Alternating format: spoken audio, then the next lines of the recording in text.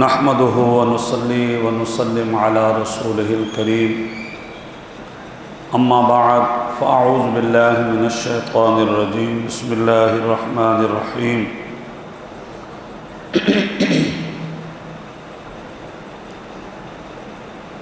حضرات محترم، جس طرح کے آپ احباب کے علم میں ہے،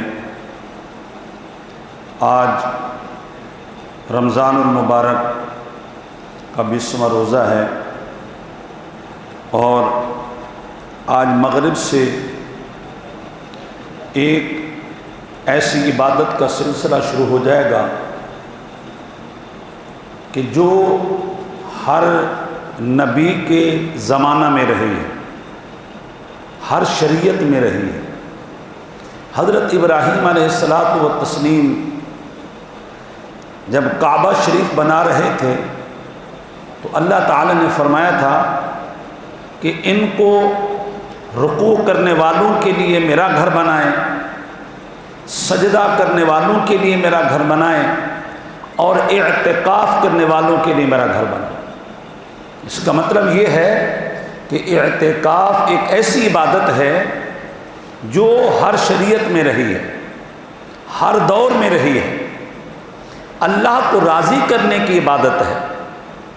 اللہ کی خوشنودی حاصل کرنے کی عبادت ہے، اللہ کا تقرب اور قرب حاصل کرنے کی عبادت ہے۔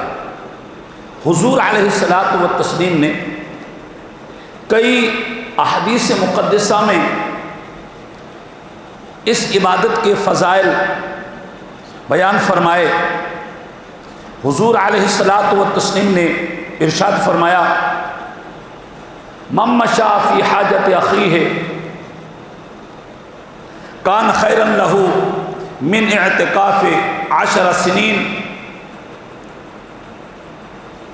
یہ اتنی بڑی عبادت ہے، اس کے مقابلے میں حضور علیہ السلام نے ایک اور کام بتایا۔ فرمایا کوئی مسلمان اپنے ضرورت مند بھائی کی حاجت میں لگا رہتا ہے، اپنے ضرورت مند بھائی کی پریشانیوں کے ازالے میں لگا رہتا ہے، اپنے ضرورت مند بھائی کے مصائب و آلام کے ازالے میں لگا رہتا ہے، فرمایا اس کا یہ عمل 20 سال کے اعتکاف کرنے سے افضل ہے۔ مسلمانوں کی مدد کرنا 20 سال کے اعتکاف کرنے سے افضل ہے۔ حضور علیہ السلام نے فرمایا، وَمَنِ اعْتَكَفَ يَوْمًا ابْتِغَاءَ وَجْهِ اللَّهِ جَلَّ جَعَلَ اللَّهُ بَيْنَهُ وَبَيْنَ النَّارِ 3 خَنَادِقَ۔ حضور علیہ السلام نے فرمایا، ہم تو 10 دن کا اعتکاف کرتے ہیں، یہ وہ سنت ہے حبیب صلی اللہ علیہ وسلم کی کہ زندگی میں قضا نہیں ہوئی۔ حضور علیہ السلام کا اگر اعتکاف کبھی رہ جاتا تھا، چھوٹ جاتا تھا، تو اگلے سال حضور صلی اللہ علیہ وسلم 20 دنوں کا اعتکاف کرتے تھے۔ صحابہ فرماتے ہیں رضی اللہ تعالی عنہم اجمعین، حضور علیہ السلام کے وصال شریف تک حضور کا یہی طریقہ رہا۔ ہم اس کو توجہ نہیں دیتے، ہم کہتے ہیں بچے بٹھا دیتے ہیں، ہم سمجھتے ہیں مثلا میں یہ سمجھوں یار اعتکاف تو میرا حق تھوڑی ہے، میں تو امام التقیٰ ہوں، میں تو جناب والا پاک صاف ہوں، اعتکاف میں تو جا کر کے توبہ کرنی پڑتی ہے، ہم سے کوئی پاپ ہی نہیں ہوا، اعتکاف میں جا کر کے اللہ کی رضا حاصل کرنی پڑتی ہے، اس کے تو ہم پہلے جناب والا اسی پر چل رہے ہیں، اور اعتکاف میں جا کر کے اللہ کو راضی کرنا پڑتا ہے، اللہ تو آلریڈی ہم پر راضی ہے۔ میرے بھائی کیا ہو گیا ہے؟ حضور علیہ السلام نے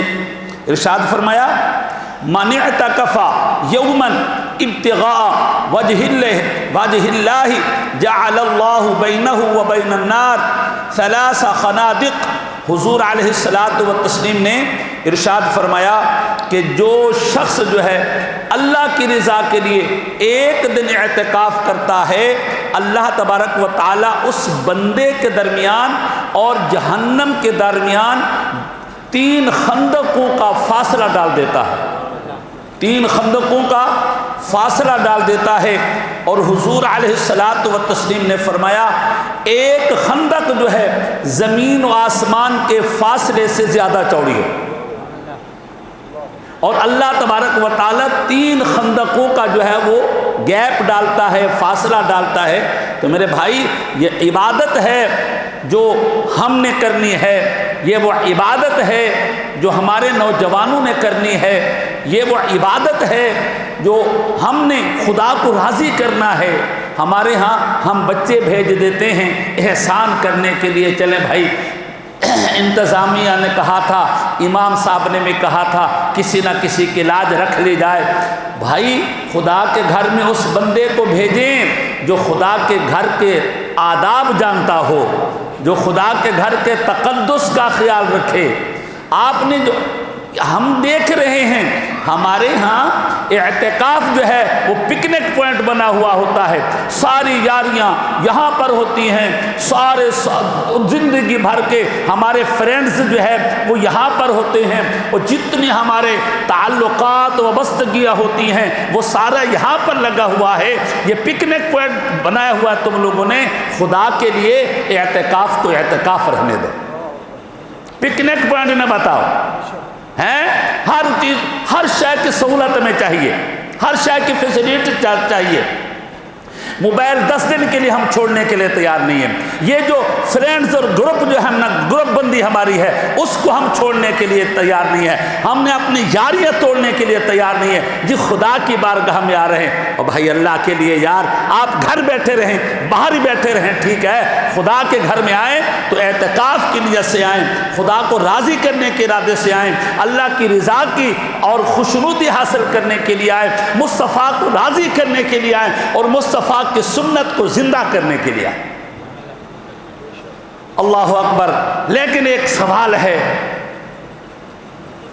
مجھے ایک بندہ کہنے لگا، بولو امام صاحب یار ایک بات ہے، یہ 10 دن جو ہے نا آپ ہمیں قید کر رہے ہیں۔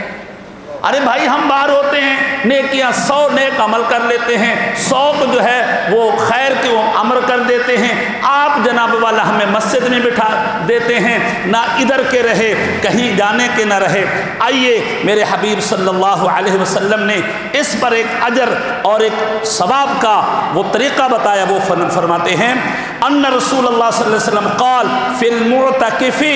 ہوا یکف الذنوب ویجری لہ من الحسنات کعامل الحسنات کلہا۔ حضور علیہ الصلوۃ والتسلیم نے فرمایا 10 دن کے جو نیکی کے کام تم سے چھوٹ جاتے ہیں، تم سے رہ جاتے ہیں، مریض کی عیادت کرنے نہیں جا سکتے، کسی جنازہ میں شریک نہیں ہو سکتے، کسی دیگر کار خیر میں شریک نہیں ہو سکتے، میرے حبیب علیہ الصلوۃ والتسلیم نے فرمایا معتکف خدا کے گھر میں بیٹھتا ہے، خدا کا مہمان بن کر کے بیٹھتا ہے، اللہ اپنے اس مہمان کو اور اپنے گھر میں آنے والے مہمان کو یہ اجر دیتا ہے کہ باہر کے جتنے بھی کار خیر ہیں 10 دن یہ کرتا تو نہیں ہے، لیکن اس کے نامہ اعمال میں وہ ساری نیکیاں لکھی ہوئی ہوتی ہیں۔ یار سبحان اللہ، بنتا حق بنتا ہے، بڑے کافی لوگ ہوتے ہیں یار، اتنی سست تو نہ میں ہوں، جتنا آپ سستی دکھلاتے ہیں اتنا سست تو نہ میں ہوں، اور میرے دماغ اور مزاج سے بھی آپ واقف ہے، زور سے بول دیا کریں سبحان اللہ۔ یہ کوئی نئی بات نہیں ہے، اب میں اس پر حدیثیں سنانا بیٹھ جاؤں کہ حضور علیہ الصلوۃ والتسلیم جب کار خیر، اور قرآن پاک میں ہے فرمایا جو اللہ کا ذکر سنے اور رسول اللہ کا ذکر سنے اور چپ کر کے بیٹھا رہے تو قرآن کہتے ہیں وہ ایسی لکڑی ہے جو مردہ پڑی ہوئی ہے، جس کے اندر کوئی احساس تک نہیں ہے۔ فرمایا اللہ کا ذکر سنے، رسول اللہ کا ذکر سنے اور جھوم جائے، سبحان اللہ کہے، میرے حبیب نے فرمایا یہ جو ہے کھجور کے درخت کی طرح ہے کہ تھوڑی سی ہوا بھی لگتی ہے وہ جھوم جاتا ہے۔ مسلمان ہو، اللہ کا ذکر سنے، اللہ کی طرف سے نعمتیں سنے اور خوش رہو۔